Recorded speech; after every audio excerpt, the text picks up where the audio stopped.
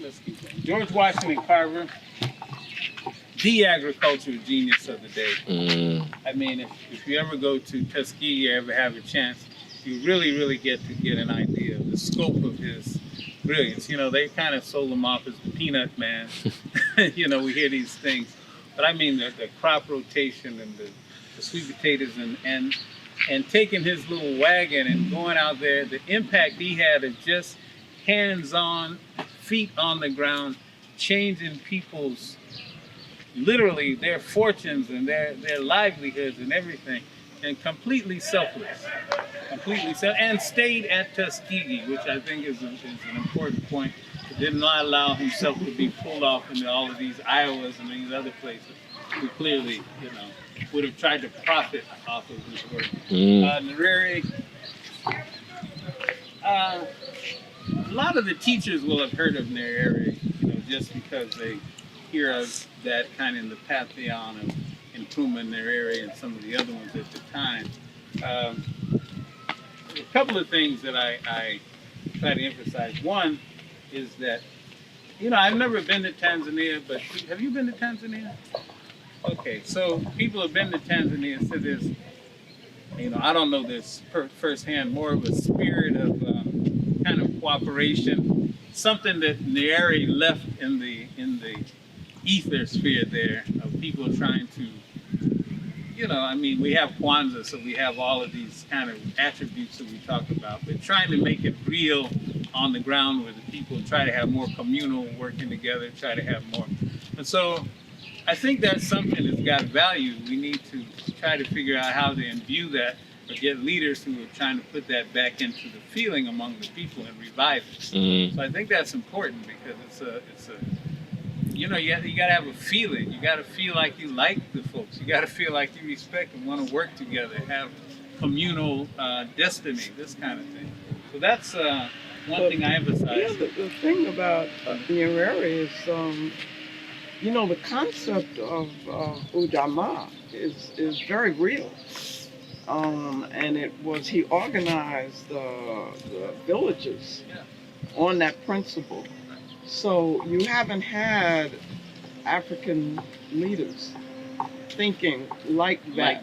In other words, what are the models that we could use that would bring forth the principles that, you know, and values? And make it functional. Make it functional. And that's very practical. Yeah, and that's now on the other side too, he didn't hesitate to give material support to frontline states who were fighting for their independence. So, you know, Mozambique and Zimbabwe. When I went, that's who was there, and that's who I was meeting. Right. Was what they would call expatriates at that time. And they were training them and launching them off. He always had a place. Michelle, all of these people. I can also say, you know, that I met them. That Nyerere had a strong impact on the development of Pan-African organizations in London, not even just in London, in the UK, because that 1974 Pan-African conference.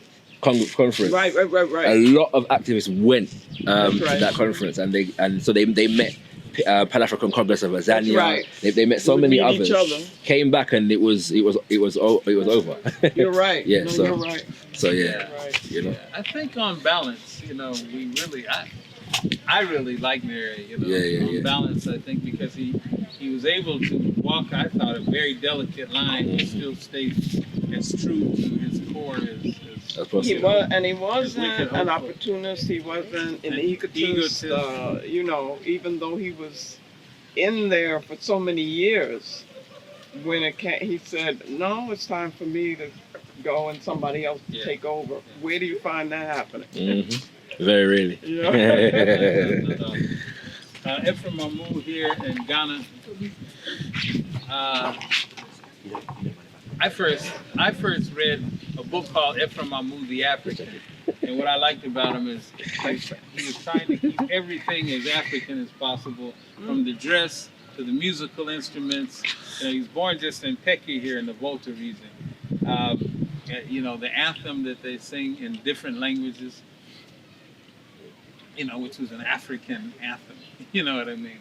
So people here, the Ewe people here, really still revere him.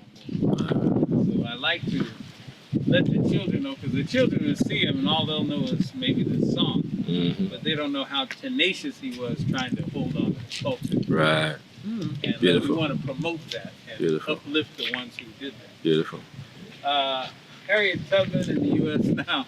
This is almost, we have a Steve Biko apartheid moment when I get here a lot of times with the students, because they don't really get the concept of what this whole slavery business was really all about in the U.S. I mean, it's almost like it was a kind of a, you know, like almost like we went on a cruise somewhere, and you know, because, and the reason I say that is because you probably heard me say this before.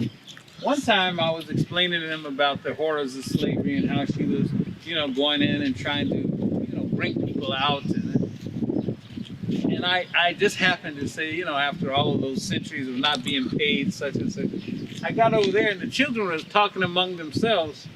And I felt like they weren't paying attention. You know, I said, okay, they're losing. So I asked the teacher, well, what's the problem? What are they talking about? And one of the students said, then the teacher told me, they thought you said that you all didn't get paid. Oh.